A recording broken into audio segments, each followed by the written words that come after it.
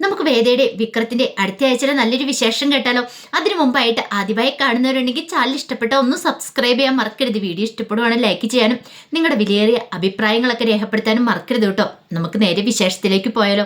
അങ്ങനെ അടുത്ത ആഴ്ചത്തെ വിശേഷത്തെ നമ്മൾ കാണുന്നത്, നമ്മളെല്ലാവരും കാണാൻ കാത്തിരുന്ന കുറച്ച് വിശേഷമാണ്. ഈ കുറച്ച് ദിവസങ്ങളായിട്ട് നമ്മൾ കോടതിയും കേസും അങ്ങനെയൊക്കെ ആയിരുന്നു. പക്ഷേ ഇനി നമ്മൾ അങ്ങോട്ട് പോകുന്ന വേദയും വിക്രവും കൂടെ ഒന്നിക്കാനായിട്ട് പോവാണ്. കല്യാണം കഴിഞ്ഞ് ഇന്ന് വരെ അവർ തമ്മിലുള്ള അധികം പ്രണയ നിമിഷങ്ങളും കാര്യങ്ങളൊന്നും ഉണ്ടായിട്ടില്ല.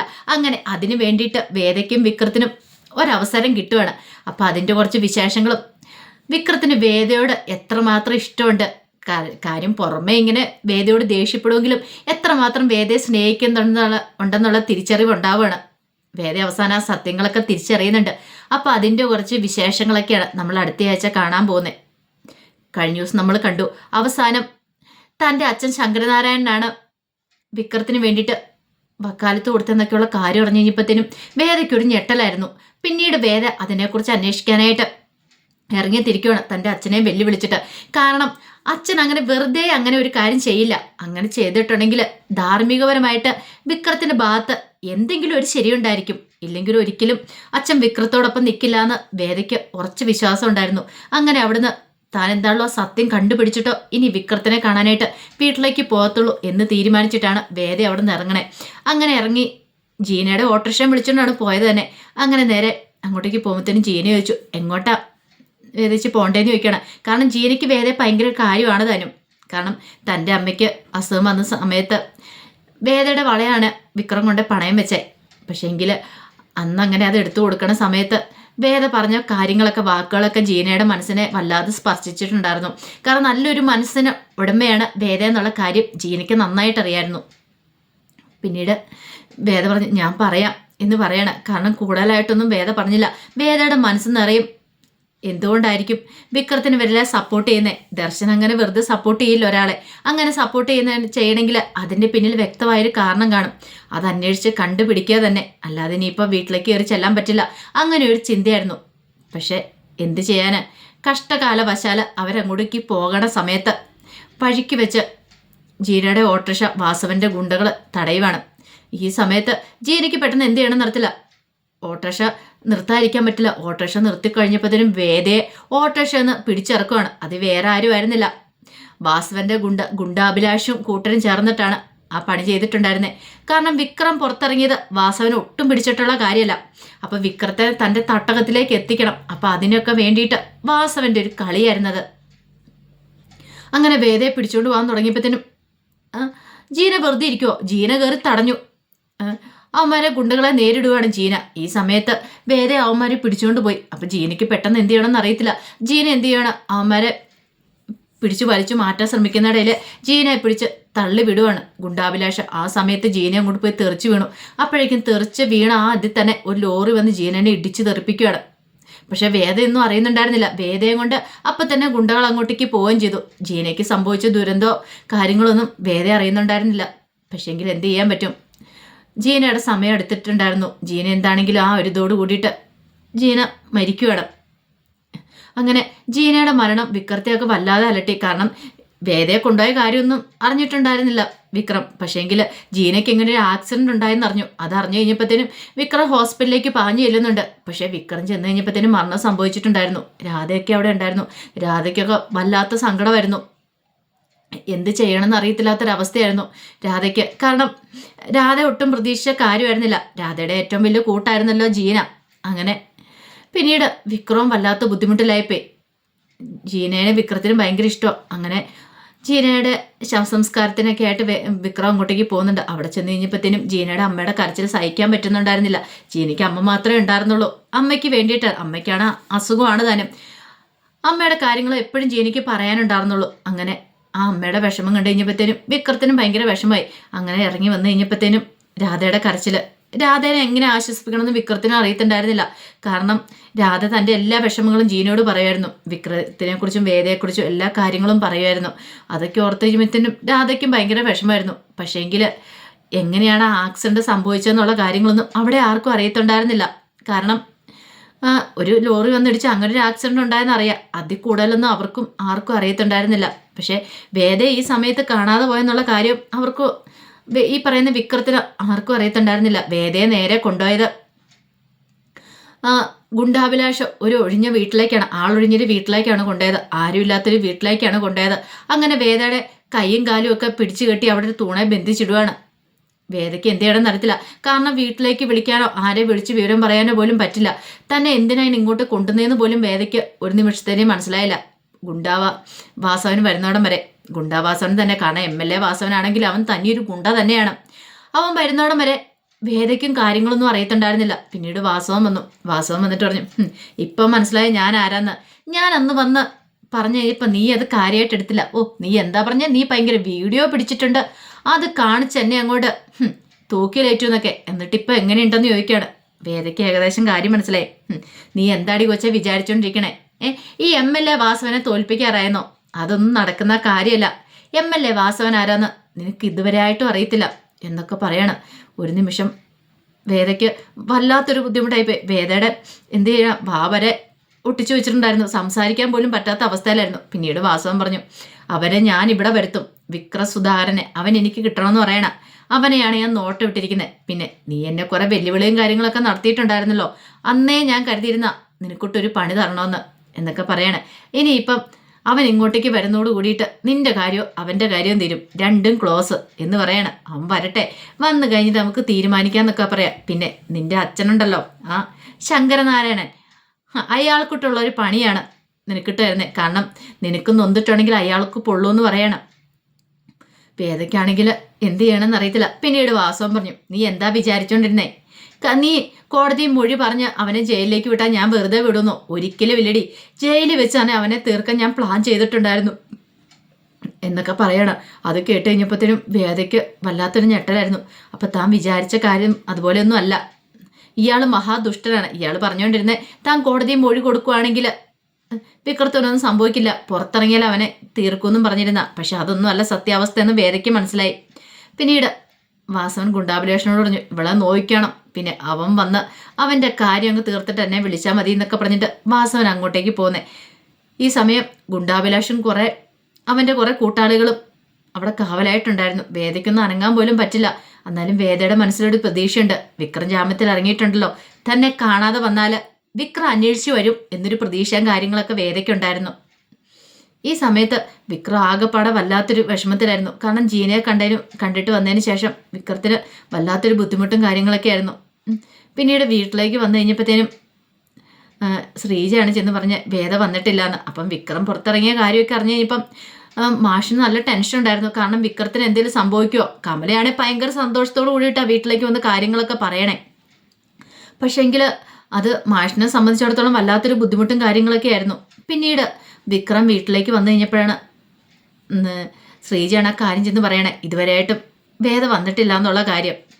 പക്ഷെ കമല അത് മൈൻഡ് ചെയ്യാനൊന്നും പോയില്ല. കാരണം തൻ്റെ മോനെ അകത്താകാൻ ശ്രമിച്ചല്ലേ, അപ്പോൾ അവൾ എവിടെയെങ്കിലും പോട്ടെ എന്നൊരു ചിന്തയായിരുന്നു. പക്ഷെ ശ്രീജയ്ക്ക് ഭയങ്കര വിഷമമാണ്. കാരണം വേദ അങ്ങനെ പോവില്ല എന്നറിയാം. പിന്നീട് ശ്രീജ വേദയുടെ വീട്ടിലേക്ക് വിളിക്കുന്നുണ്ട്, അവിടെ എങ്ങാനും ചെന്നെന്ന് അറിയാനായിട്ട്. അപ്പോഴേക്ക് സാവിത്രി അച്ഛൻ പറഞ്ഞു, അവളിവിടെ വന്നിട്ട് പോയാരെന്നൊക്കെ പറയണം. പക്ഷേ എങ്കിൽ എന്ത് ചെയ്യാൻ പറ്റും, വേദ വൈകുന്നേരമായിട്ടും വീട്ടിലെത്തിയില്ല. എത്താതെ വന്നു കഴിഞ്ഞപ്പോഴത്തേനും പിന്നെ മാഷിന് എല്ലാവർക്കും ടെൻഷനായി. ഇതിലേ പോയെന്നു എങ്ങനെ പോയെന്നും അറിയത്തില്ല. പിന്നീട് വിക്രത്തോട് എന്ന് ശ്രീജ പറഞ്ഞു, വിക്രം വേദ ഇതുവരെയായിട്ടും വന്നിട്ടില്ല, അവൾ എങ്ങോട്ട് പോയെന്ന് അറിയത്തില്ല, ഒരു പക്ഷേ ഇനി അവൾക്ക് എന്തെങ്കിലും അപകടം സംഭവിച്ചിട്ടുണ്ടോന്നും അറിയത്തില്ല. അപ്പോഴേക്കും വിക്രത്തിൻ്റെ മനസ്സിലും വല്ലാത്ത ടെൻഷനായി. ഇനി അങ്ങനെ എന്തെങ്കിലും ആണോ, വാസുവിൻ്റെ ഗുണ്ടകളും ചേർന്ന് അവളെ അപായപ്പെടുത്താൻ ശ്രമിച്ചിട്ടുണ്ടായിരിക്കുമോ എന്നൊരു ചിന്ത വിക്രത്തിനും വരുവാണ്. പിന്നീട് വിക്രം എന്ത് ചെയ്യണം, വേദയെ അന്വേഷിച്ചിറങ്ങുവാണ്. ഈ സമയമൊക്കെ മാഷിൻ്റെ നെഞ്ചിനാണ് വല്ലാത്തൊരു തീയായിരുന്നു. എപ്പോഴും സംഭവിക്കാമെന്നൊരു ചിന്ത മനസ്സിലുണ്ടായിരുന്നു. അങ്ങനെ എന്ത് ചെയ്യുവാണ്, വിക്രം അന്വേഷിച്ചിറങ്ങി. ഒരിടത്തും അവളെ കണ്ടെത്താനായിട്ട് സാധിച്ചില്ല. പിന്നെയാണ് അറിഞ്ഞത് ഇങ്ങനെ ഗുണ്ടാഭിലാഷിൻ്റെ ഒരു ചിങ്കിടിനെ പിടിച്ചു കഴിഞ്ഞപ്പോഴത്തേനും ഗുണ്ടാഭിലാഷും അവരൊക്കെ ചേർന്നിട്ട് വേദയെ തട്ടിക്കൊണ്ടുപോയെന്നുള്ള കാര്യം വിക്രം അറിയുവാണ്. ഇതറിഞ്ഞു കഴിഞ്ഞപ്പോൾ തന്നെ വിക്രത്തിന് കാര്യം ഏകദേശം മനസ്സിലായി. പക്ഷെ എങ്ങോട്ട് കൊണ്ടുപോയി എവിടെയാണെന്നുള്ള കാര്യമൊന്നും അറിയത്തുണ്ടായിരുന്നില്ല. പിന്നീട് വിക്രത്തിന് ഏറ്റവും വലിയ പ്രതിസന്ധി എന്ന് പറഞ്ഞാൽ അവൻ്റെ താവളങ്ങളൊക്കെ കണ്ടെത്തുക എന്നുള്ളതായിരുന്നു. അപ്പോൾ വാസവനും കൂടെ ചേർന്നിട്ടുള്ള പണിയല്ലേ, അതുകൊണ്ട് അത്ര പെട്ടെന്നൊന്നും കണ്ടെത്താൻ പറ്റുന്ന ഒരു സാഹചര്യം ആയിരുന്നില്ല. എന്തൊക്കെ പറഞ്ഞാലും വിക്രത്തിൻ്റെ കൺമുന്നിൽ നിന്ന് വേദയെ ഒളിപ്പിച്ചു വെക്കാനായിട്ട് ഗുണ്ടാഭിലാഷിനൊന്നും സാധിച്ചില്ല. അവസാനം വിക്രം നേരെ ചെല്ലുന്ന അവൻ്റെ ആ വാസവൻ്റെ ഗുണ്ടാഭിലാഷിൻ്റെ തട്ടകത്തിലേക്കാണ് ചെല്ലുന്നത്. അങ്ങനെ അവിടേക്ക് ചെന്ന് ഒരു ആളൊഴിഞ്ഞൊരു വീടായിരുന്നത്. അവിടെയായിരുന്നു വേദയെ കെട്ടിയിട്ടിരുന്നത്. അങ്ങനെ വിക്രം അങ്ങോട്ട് ചെന്ന് കഴിഞ്ഞപ്പോഴത്തേനും വേദയ്ക്ക് മനസ്സിലായി തന്നെ രക്ഷിക്കാനായിട്ട് വിക്രം എത്തിയിട്ടുണ്ടെന്ന്. കാരണം പുറത്തെ ഒച്ചപ്പാടൊക്കെ കേട്ട് കഴിഞ്ഞപ്പോഴത്തേനും മനസ്സിലായി തന്നെ രക്ഷിക്കാനായിട്ട് വിക്രം വന്നിട്ടുണ്ട്. വേദയ്ക്കറിയാം ഏത് പ്രതിസന്ധിയിലാണെങ്കിലും വിക്രം തന്നെ രക്ഷിക്കാൻ പറ്റുമെന്നൊരു ശുഭാപ്തി വിശ്വാസം വേദയുടെ മനസ്സിലുണ്ടായിരുന്നു. അങ്ങനെ പുറത്ത് നിന്ന ശിങ്കടികളൊക്കെ ഇടിച്ചൊതുക്കിയിട്ടാണ് വിക്രം അകത്തേക്ക് കയറി ചെല്ലുന്നത്. അകത്തേക്ക് കയറി ചെന്നപ്പോഴത്തേനും വേദയെ കെട്ടിയിട്ടിരിക്കുന്നുണ്ടു. ആ സമയം ഗുണ്ടാഭിലാഷം കൂട്ടരും അവിടെ കാവലും നിൽക്കുന്നുണ്ടായിരുന്നു. പിന്നീട് അവിടെ ഒരു വിക്രത്തിന്റെ ഒരു സംഹാര താണ്ഡവം തന്നെയാണ് നടന്നത്. കാരണം വിക്രത്തിന്റെ മുന്നിൽ പിടിച്ചു വയ്ക്കാണ്ട് ഗുണ്ടാഭിലാഷന് സാധിച്ചില്ല. ഇതിനു മുമ്പ് വരുൺ ചെയ്ത പ്രവൃത്തി എല്ലാം കൂടെ ചേർത്തിട്ട് ഒരു പണി കൊടുക്കാൻ തന്നെ വിക്രം നേരത്തെ തീരുമാനിച്ചിട്ടുണ്ടായിരുന്നു ഗുണ്ടാഭിലാഷനൊക്കെ. അങ്ങനെ അവസാനം ഗുണ്ടാഭിലാഷനും കൂട്ടരും കൂടെ വിക്രത്തിനെ തല്ലി തോപ്പിക്കാൻ ശ്രമിച്ചെങ്കിലും അതൊന്നും സാധിച്ചില്ല. അവസാനം അവന്മാരെ അവിടെയെല്ലാം ഇട്ട് ചുരുട്ടി കൂട്ടി ഇടിച്ചൊരു ഇഞ്ച പരുവാണ്. അതിനുശേഷം വേദയുടെ കൈ പിടിച്ച് ഓടുകയാണ്. അപ്പം അതൊന്ന് പറഞ്ഞിട്ടുണ്ടെങ്കിൽ ഒരു കാടിനകത്തൊരു ഒറ്റപ്പെട്ട് വീട്ടിലായിരുന്നു വേദയെ കൊണ്ട് താമസിപ്പിച്ചിട്ടുണ്ടായിരുന്നത്. ഒരു കാരണവശാലും പെട്ടെന്ന് ആരും അങ്ങോട്ടേക്ക് കടന്നു ചെല്ലാൻ പാടില്ലെന്ന് ഓർത്തുകൊണ്ട് പിന്നീട് വേദയുടെ കൈ പിടിച്ച് വിക്രം ഓടുകയാണ്. കാരണം വേദയെ രക്ഷിക്കണം. കാരണം ഇനി അവിടെ നിന്ന് അത്ര പെട്ടെന്ന് ഇനിയിപ്പം ചിലപ്പം ഗുണ്ടാഭിലാഷിന്റെ ആൾക്ക് ആരിലൊക്കെ പറഞ്ഞ് കൂടുതൽ ആൾക്കാർ വന്നിട്ടുണ്ടെങ്കിൽ രക്ഷപ്പെടാൻ പറ്റില്ലെന്ന് വിക്രത്തിന് നന്നായിട്ടറിയാം. പോരാത്തന് വാസവനാണ് കൊട്ടേഷൻ കൊടുത്തിരിക്കുന്നത്. അങ്ങനെയാണെങ്കിൽ വാസവന്റെ ബാക്കി ഗുണ്ടകളൊക്കെ വരുന്നതിന് മുമ്പ് രക്ഷപ്പെട്ടേ മതിയുള്ളൂ വേദയും കൊണ്ട്.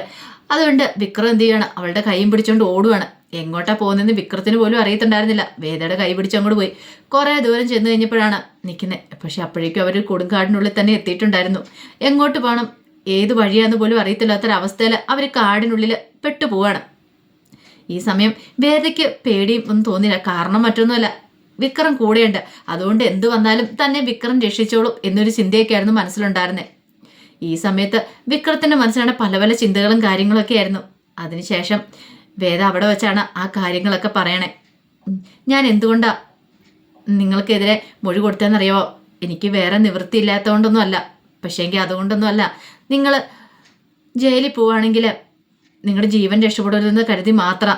അല്ലാതെ നിങ്ങൾ ഒരിക്കലും ഞാൻ കോടതിയിലേക്ക് വിടാനോ നിങ്ങൾ ജയിലിൽ ഇടാനോ അങ്ങനെയൊന്നും ഉദ്ദേശിച്ചിട്ടൊന്നും ആയിരുന്നില്ല എന്നൊക്കെ പറഞ്ഞിട്ട് വേദ തൻ്റെ മനസ്സ് തുറക്കുന്നുണ്ട്. പക്ഷെ അതൊന്നും കേട്ടിട്ട് വിക്രത്തിന് ഇതുമില്ലായിരുന്നു. പിന്നീട് വേദയ്ക്ക് ഭയങ്കര സന്തോഷമാണ്. കാട് വിക്രം എപ്പോഴും ഒരു നിമിഷം വേദയുടെ മനസ്സിലെ വിക്രത്തോടുള്ള ഇഷ്ടം പൊട്ടിമുളയ്ക്കുകയാണ്. കാരണം വിക്രം തന്നോട് ഉള്ള ആ സ്നേഹം, ആ കരുതല്, അതൊക്കെ വേദയുടെ മനസ്സിനെ വല്ലാതെ പിടിച്ചൊലിച്ചു. അങ്ങനെ വൈകുന്നേരം കഴിഞ്ഞപ്പോഴത്തേനും വിക്രത്തിനാണെങ്കിൽ എങ്ങനെയും അവിടെ നിന്ന് പുറത്ത് കിടക്കണമെന്നുണ്ടോ. കുറെ നടന്നു കഴിഞ്ഞപ്പോഴത്തേനും വേദം അടുത്തു. വേദം എവിടെ ഇരിക്കുവാണ്. ഈ സമയം വിക്രം ചോദിച്ചു, നിനക്ക് പുറത്ത് കിടക്കണമെന്നൊന്നും ഇല്ലേന്ന് ചോദിക്കുക. എന്തിന്? കാടല്ലേ, നമുക്കിവിടെ ഇരിക്കാന്ന് പറയണ. പിന്നെ രണ്ടുപേരും കൂടെ എപ്പോഴും ടോം ആൻഡ് ജെറി കോമ്പറ്റീഷൻ അല്ല നടത്തുന്നേ. വേദയും വിക്രം കണ്ണ് കണ്ണു നോക്കി അടിയുണ്ടാക്കും. പക്ഷെ അതുപോലെ തന്നെ അവരുടെ മനസ്സിന്റെ ഉള്ളിൽ ഒരു ഇഷ്ടവും കാര്യങ്ങളൊക്കെ ഉണ്ട്. പിന്നീട് വേദയോട് പറഞ്ഞു, പാതിരാത്രി ആയിട്ടുണ്ടെങ്കിൽ ഇവിടെ മിക്കവാറും കാട്ടുപോത്തും കാര്യങ്ങളൊക്കെ ഇറങ്ങും. ആനയും കടുവയും പുലിയൊക്കെ കാണും. മിക്കവാറും നിന്നെയൊക്കെ കടിച്ചു കൊല്ലും. അതുകൊണ്ട് എത്രയും പെട്ടെന്ന് ഇവിടെ നിന്ന് ഇറങ്ങണമെന്നൊക്കെ പറയണം. വേദ പറഞ്ഞു, അതിന് പോകാനായിട്ട് വഴി അറിയാമെന്ന് ചോദിക്കും. വഴി വിക്രത്തിനും അറിയത്തുണ്ടായിരുന്നില്ല. അങ്ങനെ അവരെ അലഞ്ഞ് നടക്കുവാണ്. കുറേ ദൂരം കഴിഞ്ഞ് കഴിഞ്ഞപ്പോഴത്തേനും വേദം അടുത്തു. വേദ പറഞ്ഞു, ഇനി എന്നെക്കൊണ്ട് ഒരു നടക്കാൻ പറ്റില്ല. കാരണം വിശപ്പ്, ദാഹം എല്ലാം ഉണ്ട്. പിന്നീട് അവർ പോകുന്ന വഴിക്ക് ഒരു അരുവിയിൽ നിന്ന് കുറേ വെള്ളമൊക്കെ കോരി കുടിക്കുന്നുണ്ട്. വേറെ നിവൃത്തിയില്ല. ആഹാരവും കാര്യങ്ങളൊന്നുമില്ല. കുറേ സമയം ഇവിടെ നിന്ന് വിശ്രമിക്കുന്നുണ്ട്. ഈ സമയത്ത് വേദ വിക്രത്തോട് ആ കാര്യങ്ങളൊക്കെ ചോദിക്കുന്നുണ്ട്. എന്തുകൊണ്ടാണ് നിങ്ങൾ അയാളെ ഉപദ്രവിച്ചതെന്നുള്ള കാര്യങ്ങളൊക്കെ. കാരണം സത്യാവസ്ഥ വേദയ്ക്ക് അറിയണമായിരുന്നു. അവസാനം വിക്രത്തിന് ആ കാര്യം പറയേണ്ടതായിട്ട് വരുവാണ്. ബാലൻ സാറിൻ്റെ മോളെ ചെയ്ത കാര്യങ്ങളൊക്കെ ഇതെല്ലാം കേട്ട് കഴിഞ്ഞപ്പോഴത്തേനും വിക്രയിപ്പ് ആ കാര്യങ്ങളൊക്കെ പറഞ്ഞു കേട്ട് കഴിഞ്ഞപ്പോഴത്തേനും വേദയ്ക്ക് വല്ലാത്തൊരു ഞെട്ടലായിരുന്നു. വേദയ്ക്കത് വിശ്വസിക്കാൻ പോലും പറ്റിയില്ല. അപ്പം അങ്ങനെയുള്ള ഒരുത്തനാണോ? അങ്ങനെയാണെങ്കിൽ അവനെ വെറുതെ വിടല്ല എന്നൊരു ചിന്ത വേദയുടെ മനസ്സിലുണ്ടാകുന്നുണ്ട്. പിന്നീട് വിക്രത്തോട് കൂടുതൽ അടുക്കുക വേദ. പിന്നീട് വേദയ്ക്കടെ ആ കാട്ടിൽ നിന്ന് പോകാൻ പോലും തോന്നിയില്ല. അവിടെ നിൽക്കാനാ തോന്നിയത്. കാരണം ഒപ്പമുള്ള കുറച്ച് നല്ല നല്ല നിമിഷങ്ങളൊക്കെ. അതിനുശേഷം വേദ പറഞ്ഞു, എനിക്കിത് നടക്കാൻ പറ്റില്ല എന്നൊക്കെ പറഞ്ഞുകൊണ്ട് ഇരിക്കുകയാണ്. വിക്രം പറഞ്ഞു, കുഴപ്പമില്ല എന്നൊക്കെ പറയാണ്. അവസാനം വിക്രം പറഞ്ഞു, ഇവിടുന്ന് പുറത്തിറങ്ങണമല്ലോ. വിക്രത്തിന് പേടിയാ. കാരണം വേദയും കൊണ്ട് കാട്ടിൽ എന്ത് ചെയ്യും. അവസാനം വിക്രം വേദയെ കോരിയെടുക്കുകയാണ്. ഞാൻ നിന്നെ കുറച്ചു ദൂരം എടുക്കാമെന്നൊക്കെ പറഞ്ഞുകൊണ്ട് അങ്ങനെ വിക്രം വേദയെ കൈകളിൽ കോരിയെടുത്തോണ്ട് പോവാണ് ആ കാട്ടിക്കൂടെ. ഒരു നിമിഷം വേദ വിക്രത്തിന്റെ കണ്ണുകളിലേക്കൊക്കെ നോക്കുന്നുണ്ട്. വിക്രത്തിന്റെ കണ്ണുകളിലേക്ക് നോക്കിയപ്പോഴത്തേനും വിക്രം ഇങ്ങനെ വേദയെ നോക്കി. വിക്രത്തിന് മനസ്സിലായി വേദയ്ക്ക് തന്നെ ഇഷ്ടമാണ്. വേദയ്ക്ക് തന്നോട് മുമ്പത്തെ പോലെ ഒന്നുമല്ല, അല്ലാതെ ഇഷ്ടവും പ്രണയവും ഒക്കെ തോന്നി തുടങ്ങിയിട്ടുണ്ടെന്ന്. അതുപോലെ തന്നെയായിരുന്നു വിക്രത്തിന്റെ ഉള്ളിലും. അങ്ങനെ അവര് പരസ്പരം ഇഷ്ടപ്പെടുകയാണ്, പരസ്പരം പ്രണയിക്കുകയാണ്. ആ കാടിനുള്ളിൽ വെച്ച് അവരുടെ പ്രണയം പോടുകയാണ്. അപ്പം അതിൻ്റെ വിശേഷങ്ങളൊക്കെയാണ്. പക്ഷെ പുറത്ത് വന്നു കഴിയുമ്പോഴാണ് ഇനി വേദ ആ കാര്യങ്ങളൊക്കെ അറിയുള്ളൂ, ജീനയുടെ കാര്യങ്ങളൊക്കെ. അപ്പോഴായിരിക്കും വേദ കാര്യങ്ങളൊക്കെ മനസ്സിലാക്കുന്നത്, ജീനയ്ക്ക് എന്തുകൊണ്ടാണ് അപകടം സംഭവിച്ചതെന്നൊക്കെ. പക്ഷെ അത് വെറുതെ വിടാനായിട്ട് വേദ ഉദ്ദേശിക്കില്ല. എന്താണെങ്കിലും ഇനി വേദ അതിനു വേണ്ടി ഇറങ്ങിത്തിരിക്കുകയാണ്. അപ്പം അതിൻ്റെ നല്ല അടിപൊളി വിശേഷങ്ങളൊക്കെ അടുത്തയാഴ്ച കാണാൻ പോകുന്നത്. നമ്മളെല്ലാവരും കട്ട വെയിറ്റിങ്ങിലാണ് ഇനിയിപ്പം.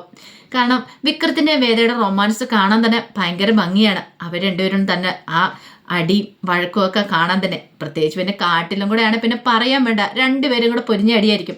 അതിൻ്റെ ഉള്ളിലും അവർ തമ്മിലൊരു ഇഷ്ടവും കാര്യങ്ങളൊക്കെ ഉണ്ട്. അപ്പോൾ അതിൻ്റെ വിശേഷങ്ങൾക്കായി നമുക്ക് എല്ലാവർക്കും കാത്തിരിക്കാം കേട്ടോ.